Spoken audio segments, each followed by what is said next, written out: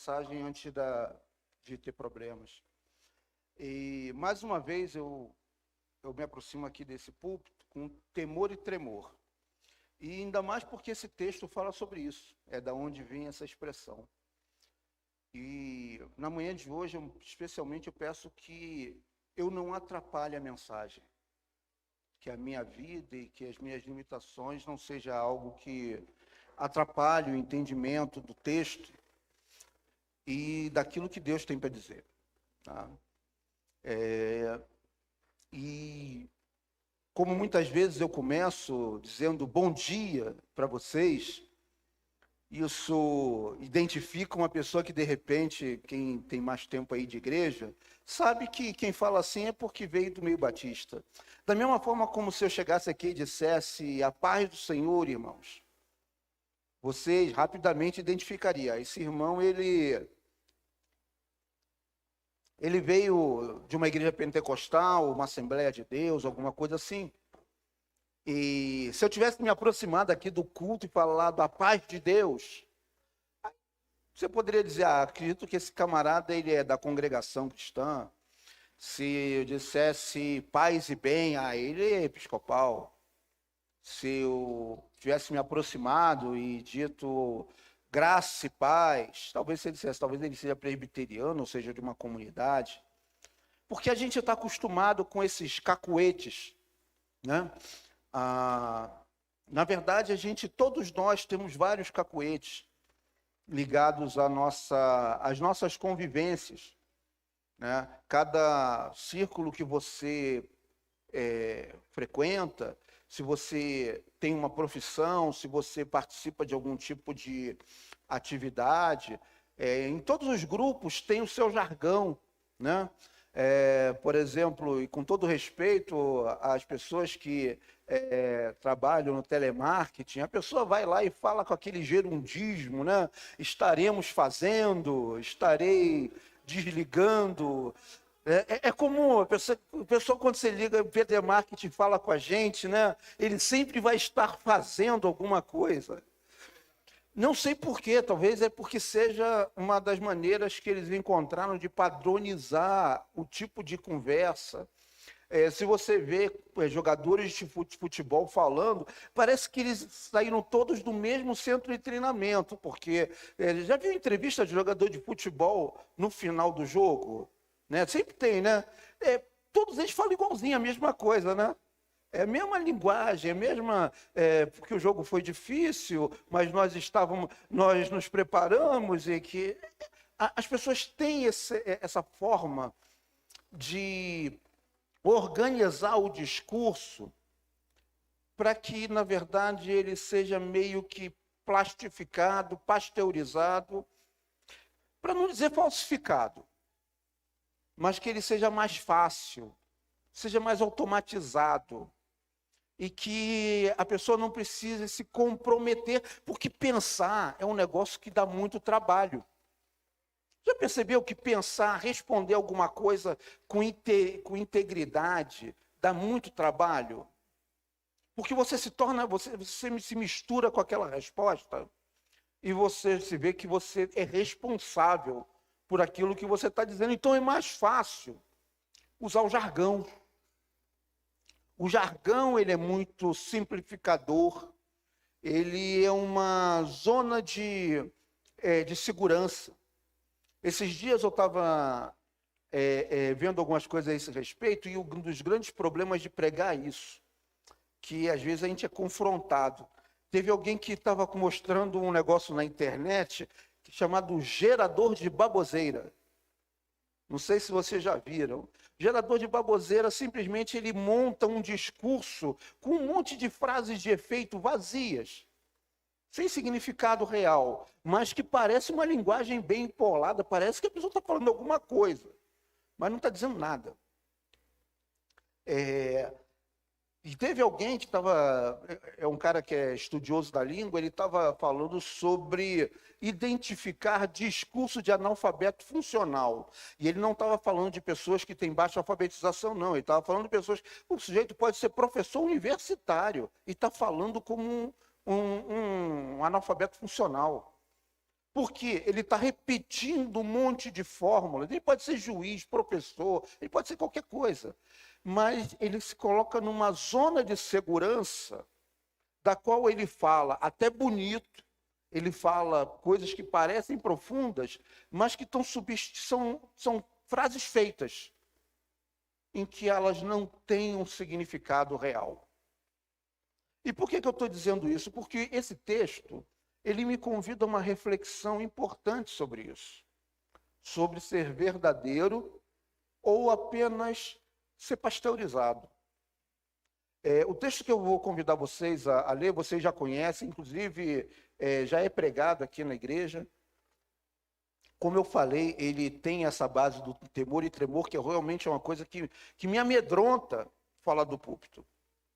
É o texto que está em Filipenses, no seu capítulo 2, os versos que vão do 12 ao 18. Filipenses, no seu capítulo 2, são 6 versículos, do 12 ao 18. É uma carta de Paulo, né, aos cidadãos da cidade de Filipos. Ele já estava numa situação muito difícil, Paulo já estava preso. Paulo desconfiava de que o destino dele, final, já estava se aproximando. E ele tem uma conversa muito boa com a cidade de Filipe. Ele, nessa carta, ele traz à memória coisas importantes, mas ele quer deixar uma mensagem de esperança, ele quer deixar uma mensagem de exortação àquela cidade. E exortação, talvez, também é uma palavra que é meio jargão, né? A gente usa ela muito na igreja, né? Exortar. E a maioria das pessoas não faz a menor ideia do que significa exortar. Exortar significa estimular.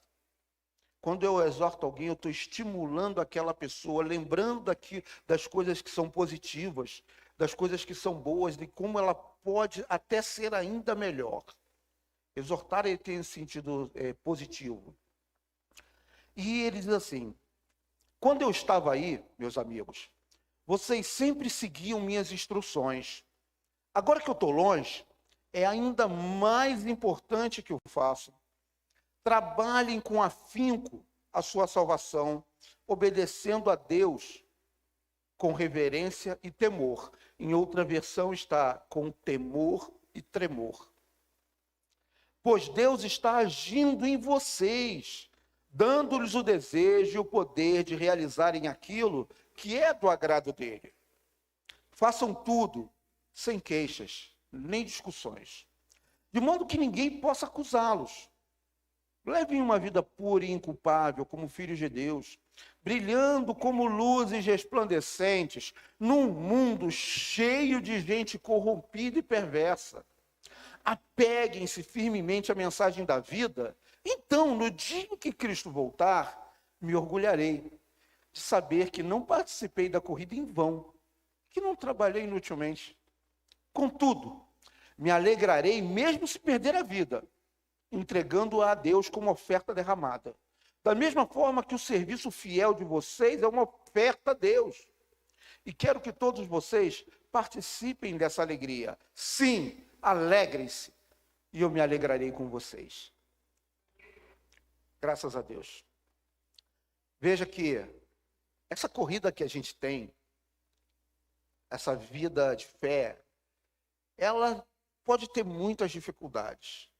Ela pode ter muitas confrontações.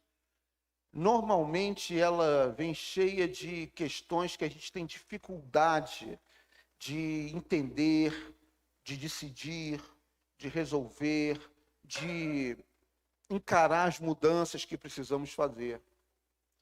Mas uma coisa que a gente não pode deixar é que essas confrontações se tornem motivo de tristeza, de angústia.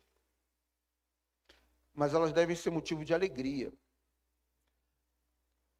Ter que mudar não é algo que nos deve deixar desanimados.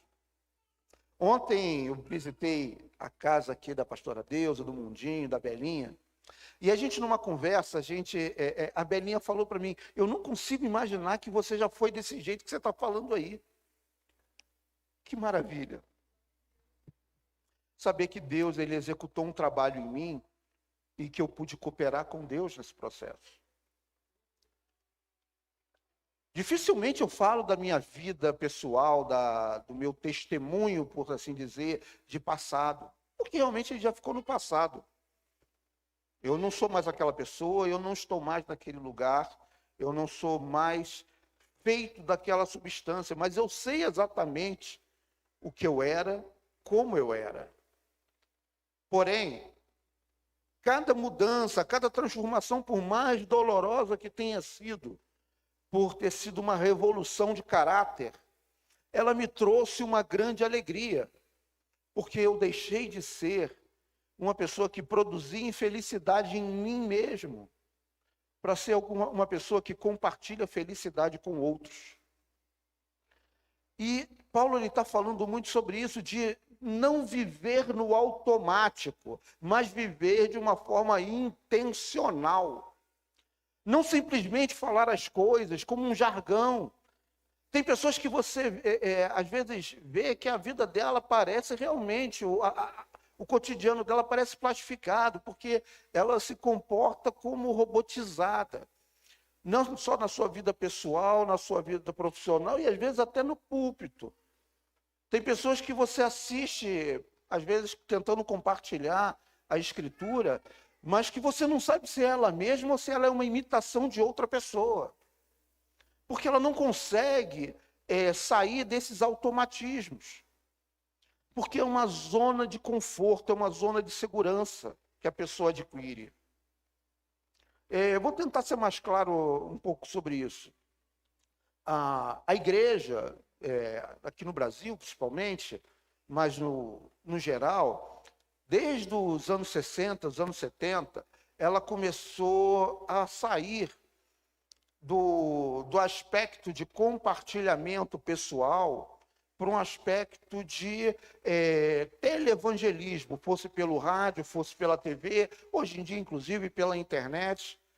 Mas, principalmente nessa época do rádio e da TV, ela adquiriu cacoetes, maneirismos, que você olhava e passava ainda a achar que para pregar o evangelho tinha que ser daquele modelo, tinha que falar daquele jeito, tinha que gesticular de um determinado modo, tinha que utilizar aquelas frases meio que decoradas. E isso, por um lado, causou uma expansão midiática da igreja. A igreja se expandiu em números, porque ela alcançou pessoas de forma mais longe, só que as pessoas começaram a confundir, de achar que esse método que levou uma expansão numérica era qualitativo, que aquela era a qualidade do que devia ser entregue. E muitas vezes, inclusive, o púlpito reproduzia isso.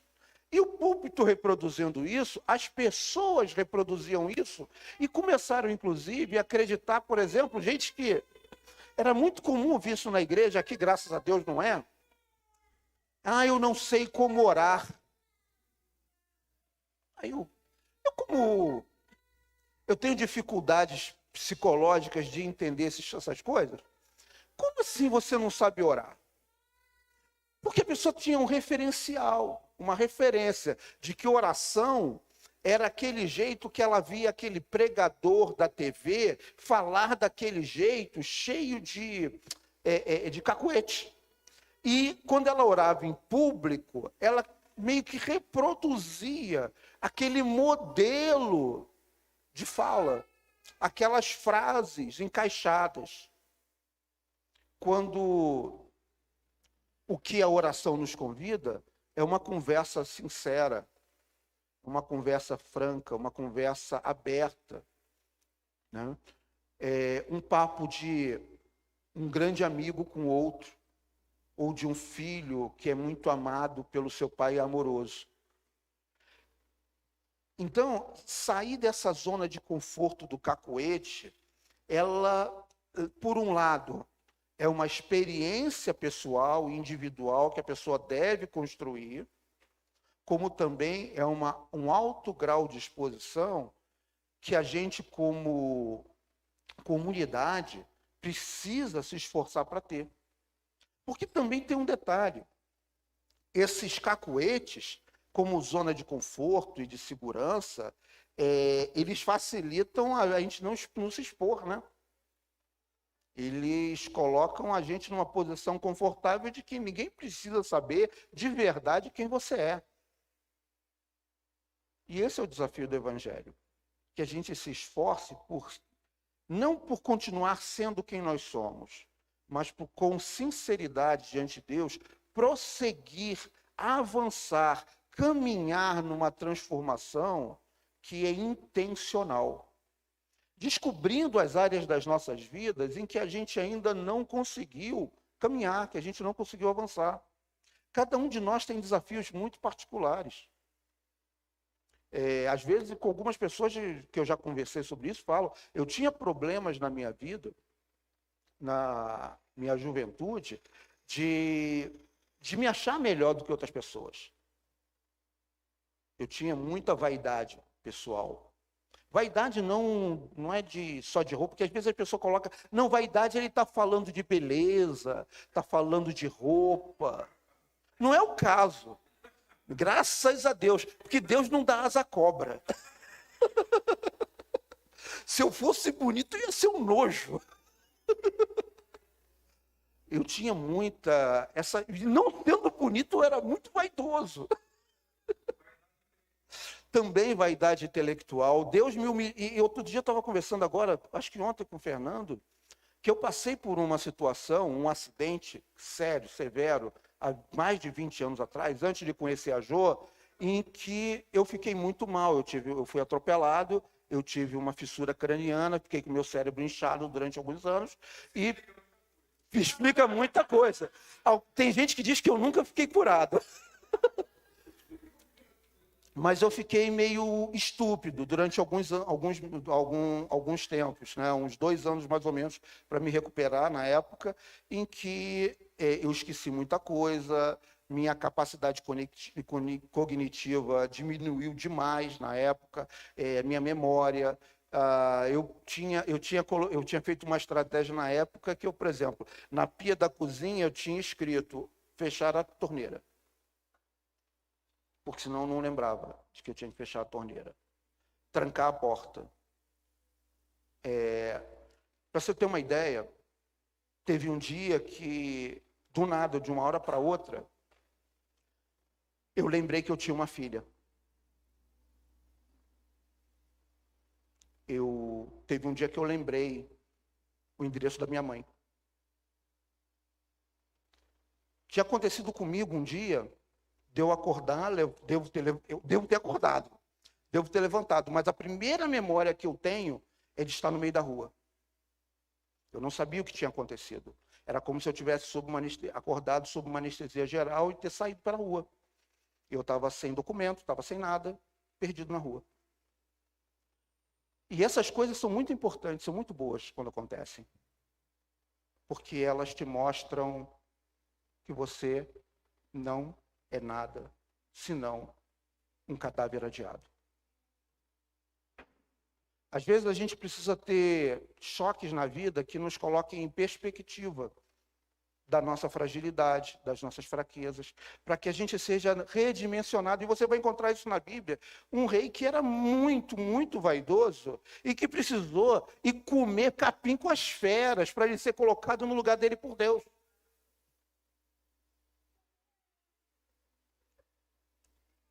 A nossa vida ela precisa ser intencional, porque quando a gente vive no automatismo, a gente vive igual uma fera. Porque as feras, se você tem um cachorro, se você tem um gato, eles são por instinto. Eles não racionalizam, eles não têm intenção, eles não se organizam para o seu dia, eles simplesmente reagem a estímulos. E reagir a estímulos, um caranguejo também reage. Uma lesma também reage. Mas nós que somos coroas da criação, não somos para que nós nos engrandeçamos ou que a gente simplesmente ache que nós somos o último biscoito ou a última bolacha do pacote. Mas para que a gente tenha a dimensão de que nós somos um reflexo uma impressão da imagem de Deus. E na imagem de Deus, refletida em nós, não é que para a gente se ensoberbeça, porque a soberba precede a ruína, mas para que a gente também faça as coisas como Deus faz, em prol do próximo.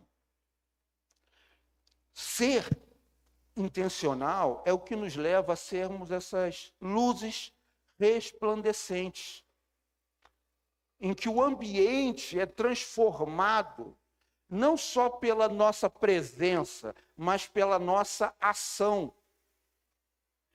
Aquilo que nós decidimos entregar para o nosso próximo, aquilo que a gente decide compartilhar com o nosso próximo, faz com que nós realmente mudemos os ambientes. É como alguém que, ao estar em algum lugar, ele inspira. Uma das coisas interessantes que a gente vê ao longo da vida é quando você já leu, ou estudou, se você assistiu filmes de guerra, e guerra é uma coisa, não é uma coisa bacana, não é uma coisa bonita, mas você vai ver que pessoas, elas passam em determinadas situações e elas mudam aquela realidade. Alguém aqui já deve ter visto um filme do Andrew Garfield que retrata a vida real de um rapaz que ele era um opositor de consciência, né? Isso é, ele tinha por decisão pessoal nunca utilizar uma arma. E eu não estou fazendo julgamento moral nenhum com respeito disso, mas era a consciência dele como cristão de nunca utilizar uma arma para tirar uma vida. Mas, mesmo assim, ele se sentia responsável, que o país dele tinha entrado numa guerra e ele entendia que aquela guerra era justa, no sentido de que era necessário combater uma injustiça. Mas ele, pessoalmente, ele tinha a oposição dele de consciência de nunca utilizar uma arma. E ele vai para o exército sob essa perspectiva. E aquilo, para todas aquelas pessoas, era absurdo. Era muito mais fácil ele ir no automático. Mas ele manteve a consciência dele firme. Eu estou disposto a fazer tudo o que for necessário nessa guerra, porém eu não vou matar ninguém, eu nunca vou utilizar uma arma. E quem assistiu o filme vê que ele passa por humilhações enormes, gigantescas. Ele é taxado como covarde. E um dia, em um momento, ele é suscitado numa circunstância absurda, que está havendo uma tomada de uma montanha e a tropa dele está sendo devastada. E ele está ali como alguém que só está para fazer socorros, como uma espécie de médico de combate, como um enfermeiro de combate. E desarmado, você podia imaginar, ele seria o primeiro a correr da situação, e ele não, ele se coloca no fronte. E o tempo, ele passa horas recolhendo as pessoas que estão sendo feridas, os soldados, os colegas dele que humilharam ele durante toda a vida, que chamaram ele de covarde. E ele pede a Deus a cada momento: Deus, pelo menos me ajude a tirar mais um ferido. E ele, sob grande risco da própria vida e da sua própria integridade, já também ferido, machucado, exausto, ele não desiste até que ele consiga tirar todos os feridos daquele campo de combate. É uma vida intencional. E a presença dele se torna tão grande naquela situação, tão relevante, que depois que ele se recupera e que eles têm ordens novamente de subir aquela montanha e tomar aquele monte. Tem um momento que o filme retrata em que a tropa está pronta para ir, ninguém vai. E o comando questiona por que o pessoal ainda não foi. Já deu a hora que tem que iniciar. A tropa disse que não vai enquanto ele não terminar de orar. A presença dele naquele ambiente se tornou uma luz resplandecente.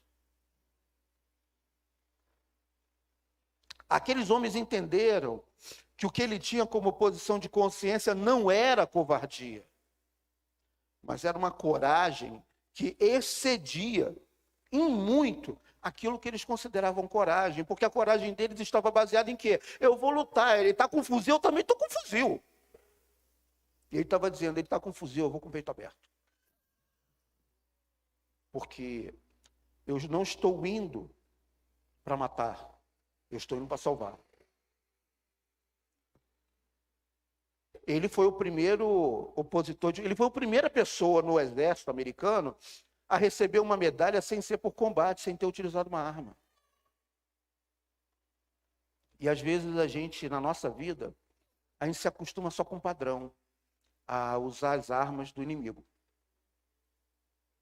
Fazer as coisas do mesmo jeito que o mundo faz. A gente se acostuma, porque as coisas são assim, é desse jeito. Eu vou fazer, eu sigo o fluxo. Eu sou mais um na maré. E não é isso que Deus nos convida. O que a nossa vida tem sido em relação ao nosso cotidiano, um diferencial? O que eu tenho mostrado de diferencial nos meios onde eu estou? Eu sou alguém que no meio em que eu vivo, se a pessoa souber que eu sou cristão, vai ser uma grande surpresa? Ou as pessoas vão, mesmo sem eu ter dito, as pessoas vão chegar e perguntar, você é cristão, não é? A sua vida tem sido fonte de inspiração ou está sendo um peso na vida de alguém? Mais uma vez, essa metodologia automatizada que eu falei, midiática, tirou do cristão muito da autenticidade necessária para que a gente viva uma vida que reflita a Deus sobre as outras pessoas. Ser essa luz resplandecente não é que você tem que brilhar, que você tem que ser um flash, que isso deve ser um motivo de você se orgulhar. Não, não é isso. É que você precisa iluminar o caminho para outras pessoas. Você precisa servir ao seu próximo como algo que mostra a Bíblia e a vida com Deus para essas pessoas. Se eu não faço isso na minha vida, eu estou falhando miseravelmente, fazendo da mesma forma como qualquer um. Essa semana eu estava conversando com a Jo, quase que aconteceu um acidente comigo, e é isso que eu falei, se preparar para pregar no púlpito requer, às vezes, você ser provado. Eu estava saindo do trabalho, saí da garagem, você tem que se preparar para cruzar o trânsito, o sinal fechou, então eu coloquei a moto, só que o rapaz que estava vindo, ele estava dirigindo distraído com alguma outra coisa, sem olhar para frente. Ele foi diminuindo a velocidade, mas sem frear o suficiente, ele bateu na minha moto. Naturalmente, no trânsito, você sabe o que costuma acontecer, né? Eu acho uma imbecilidade danada as pessoas começarem a discutir e brigar à toa no trânsito. Só que nesse momento fui eu que passei por aquilo. E eu tive que parar, olhar, vi que não me machuquei. A placa do carro ficou presa na moto, ele teve que dar uma rezinha. Eu olhei para ele, ele olhou para mim. Ele viu que ele tinha errado, mas eu vi que estava tudo bem. Dei um joinha e fui embora. Não tem por que discutir, não tem por que brigar, não tem por que ofender o outro. Eu deixei ele na dúvida. Por que esse rapaz não brigou comigo? A nossa vida ela precisa refletir valores que a gente internalizou. E não simplesmente reagir de forma animal. Que animais é que reagem de forma automatizada para um modelo de que todo mundo faz. Se você está reagindo na sua vida porque todo mundo faz desse jeito, está na hora de você puxar o freio de mão e parar e pensar. Por que todo mundo faz desse jeito e eu faço também? Esse é o jeito certo? Essa é a melhor maneira de lidar com as circunstâncias, com as situações?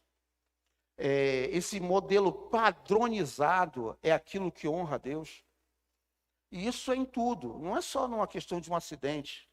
Muitos anos atrás, anos atrás, sei lá, 15 anos, 20 anos atrás, lá no Rio tinha uma coisa que era muito comum, que era o trem. Tem o trem da Central, como aqui tem a CPTM, lá a gente chama de trem da Central. As pessoas pregavam dentro dos vagões, né? Parece ter uma coisa bacana? Parece. Mas era um incômodo muito grande aos passageiros. Porque as pessoas faziam, os cristãos, os crentes, estavam fazendo do trem uma mistura de igreja com programa de TV e de rádio, como eu falei agora há pouco. Não era um compartilhamento do evangelho. Era uma espécie, era um culto móvel que não levava em conta que as pessoas que estavam ali não tinham escolhido ouvir o evangelho. E às vezes eu sempre comentei sobre isso, que eu acho engraçado algumas placas de igreja, né? Por quê? Aí a pessoa coloca o nome da igreja, Igreja Sheriná. Aí você pergunta para um passante qualquer na rua, o que significa aquilo ali? Faço a menor ideia. Está comunicando o quê?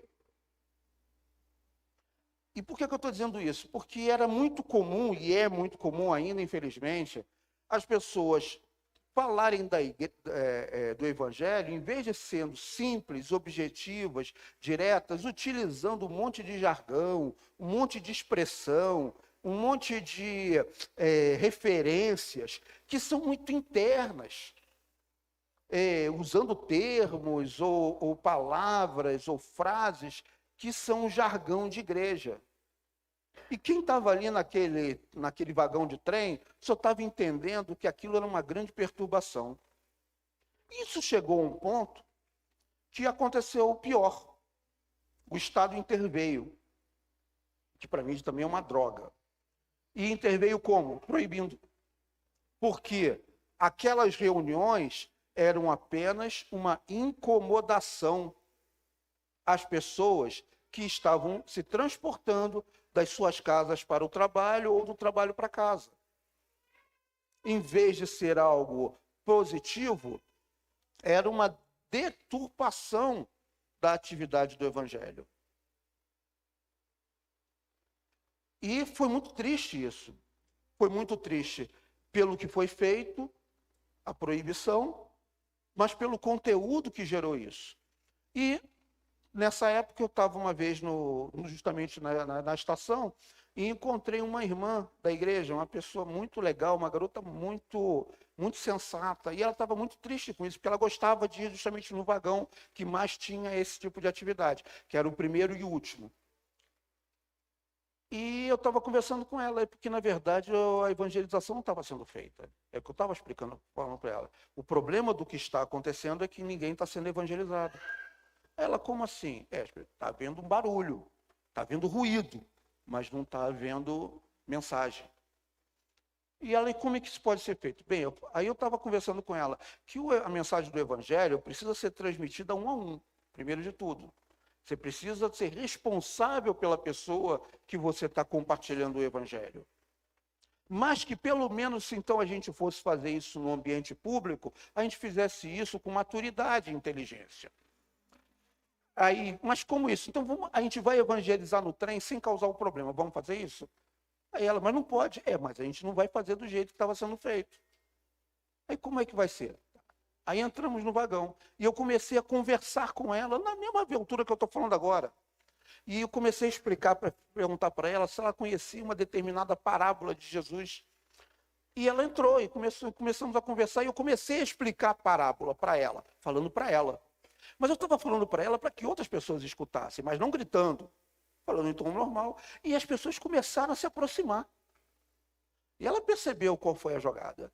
Porque eu estava conversando, ela não estava perturbando o trem, eu estava conversando com ela. Mas não demorou muito, tinha umas 10 a 12 pessoas ao redor E de vez em quando alguém começava a fazer uma pergunta, porque eu estava falando uma coisa que para ela era uma novidade. Como hoje, mais cedo, o Fernando estava compartilhando, de que ele, no trabalho, ele explicou uma determinada situação a respeito da Escritura, em que uma menina que tinha 20 anos de evangelho nunca tinha ouvido falar. Se uma pessoa com 20 anos de igreja nunca tinha ouvido falar, imagina uma pessoa que nem nunca tinha ouvido falar do evangelho.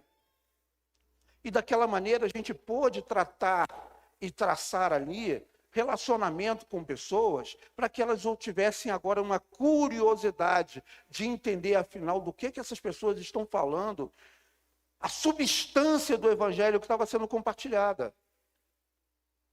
Mas eu entendi também ao longo do tempo por que esse jargão é tão confortável para as pessoas.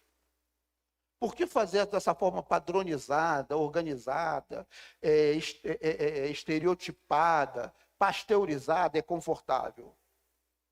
Porque aí você não precisa mostrar quem você é de verdade, você não precisa expor a sua vida, você não precisa se expor de modo que a sua vida seja questionada. Por isso que isso fez todo esse sucesso. Por isso que isso se tornou tão padronizado. Porque muitos de nós, a gente não quer se expor. Muitos de nós não queremos mostrar as nossas contradições de que nós não fomos realmente atingidos e transformados por o Evangelho naquilo que verdadeiramente importa, no nosso caráter. O apóstolo está falando isso, vocês precisam ativamente desenvolver a salvação. Ele não está falando que você tem que fazer alguma coisa para ser salvo, mas já que você foi salvo, desenvolva isso de modo que a sua salvação seja algo que reflita no mundo ao seu redor. Você era mentiroso? Você era egoísta? Você era falso? Você era interesseiro? Você era fofoqueiro? Qual o defeito que você ainda não conseguiu tratar com o evangelho na sua vida, de que você se envergonha tanto, de que você prefere não mostrar nem que você é crente na sua vida cotidiana, para que a sua personalidade não seja confrontada? Paulo ele fala de uma confrontação para que nós possamos, para que ele possa ter alegria de diante de Deus, aqui ó, eu evangelizei esse cara. A minha vida refletiu nele de modo tal de que ele creu em Cristo, porque ele viu a minha frente. O mundo está cheio de conversa vazia. O mundo está lotado de vidas de Instagram. Não seja você uma vida de Instagram. Uma vida pasteurizada, falsificada, um comportamento estereotipado, mas seja você naturalmente quem você é. Ontem eu tive uma alegria, mais uma alegria, falando da casa da nossa mana querida Deusa. Aquele menino compartilhou com a linguagem dele, que seria uma linguagem bem maloqueira, né? Pena que ele não está aqui hoje, né? Ah, tá. Ele está aí, cadê? Está lá, tá lá atrás. Ele falou igual um maloqueiro. Não foi? Mas a gente parou para ouvir. O conteúdo do que ele disse tocou profundamente, porque ele falou de verdades essenciais, sem precisar usar cacuete evangélico. Ele falou de verdade, daquilo que são os desafios dele, daquilo que ele entende sobre amor, das dúvidas que ele tem sobre amor, das dores dele, das dificuldades dele. Fez referência a dois filósofos, pô, que aí me ganhou, né? Falou de Aristóteles e Platão. Falou de Aristóteles e Platão, ele me ganhou. E você, de repente, olha para ele, ou ouve alguém falar daquela maneira, e você vai... Não, você só julga o estereótipo. A gente precisa ser assim. Naturalmente, essencialmente verdadeiro. Falando de coisas reais e verdadeiras e compartilhando o evangelho de modo que o outro não só entenda, mas que ele veja que o evangelho é a sua vida. A minha vida, quando ela não reflete os valores do evangelho, ela é uma falsificação. Eu estou dizendo de uma coisa que eu não sou. Várias vezes aqui eu já falei, recentemente, porque estou fazendo uma sériezinha, né, para assim dizer. Ele fala bonito, mas é o que ele vive? Se não for, era melhor não ter dito. A minha vida, a sua vida, com a linguagem que você tem, com as experiências que você tem, com a realidade onde você está inserido, ela precisa ser um anúncio vivo do evangelho. Evangelização não é uma coisa que você aprende por um conjunto de 3 técnicas, 4 passos, 5 etapas, mas é como você vive. Quando você é confrontado, como você reage. Quando você é desafiado, como você reage. Quando você é convocado, como você reage. Como a sua vida acontece. Quando todo mundo está sendo chamado a responder a um desafio. Como você faz? Não é se você foge ou se você cumpre, mas é o como você realiza. Tem pessoas, por exemplo, aqui isso não acontece com ninguém, graças a Deus. Né? Tem gente que vendia sapato. Né? A pessoa é vendedor de sapato. Vendedor de sapato nunca diz que o sapato ficou feio, né? Não ficou lindo em você, mas aquele sapato era o sapato certo para aquela pessoa? O cristão, ele pensa nisso. Mas você vai o quê? Você vai numa festa? Ah, não, olha, eu acho que para a festa que você vai, esse sapato é melhor do que esse. Isso é ser cristão. Ah, você está precisando de um tênis de corrida. Tem um tênis aqui que está em promoção, que a loja está querendo vender muito. Mas ele é um tênis para corrida, mas o cara não está fazendo corrida, ele está fazendo musculação, é outro tipo de tênis. Você oferta aquilo que vai te dar ganho ou você oferta aquilo que é apropriado para a pessoa? Isso é ser cristão. Isso é como corresponder ao desafio. É você ter consciência de que as necessidades do teu semelhante, do teu próximo, elas precisam ser cuidadas como você gostaria que você estivesse sendo cuidado nas suas necessidades. É reconhecer no outro a dignidade que ele tem. O meu semelhante tem uma dignidade essencial, porque nele está impressa a digital de Deus.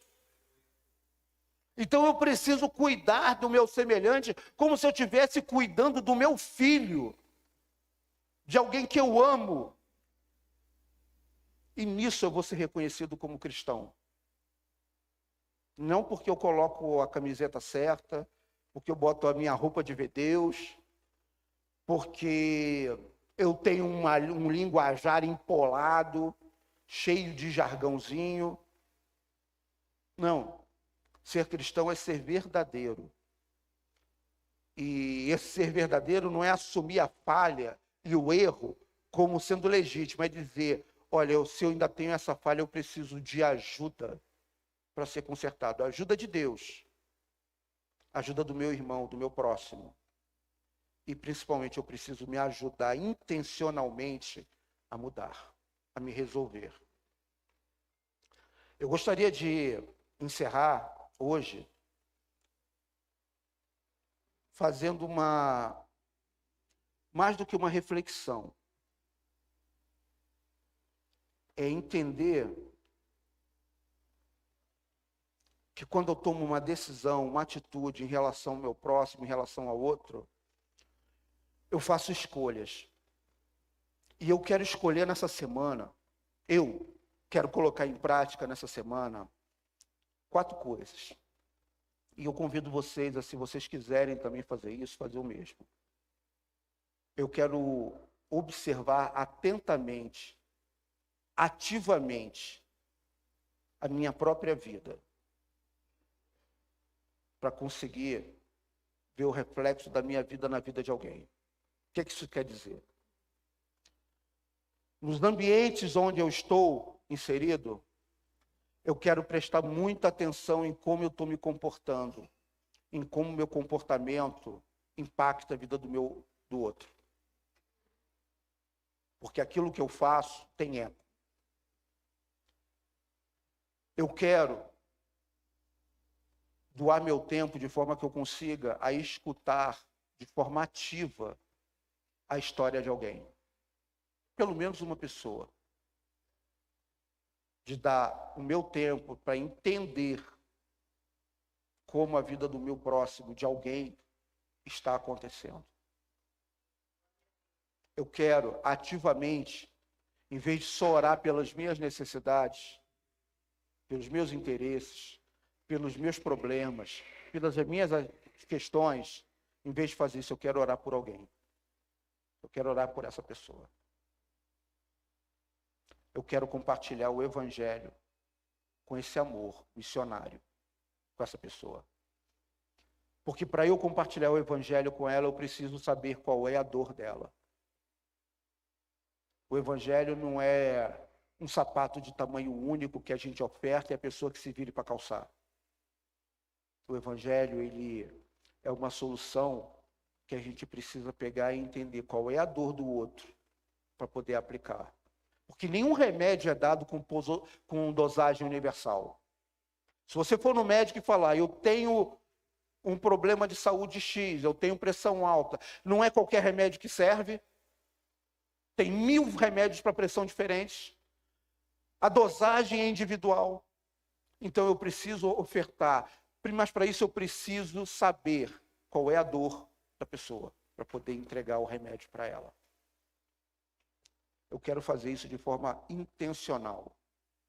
Porque é dessa maneira que a gente realmente mostra que nós somos discípulos, fomos discipulados e somos discipuladores. Porque a gente está entregando o nosso tempo, a nossa vida, para entender a vida do outro e fazer com que o evangelho seja relevante na vida dessa pessoa.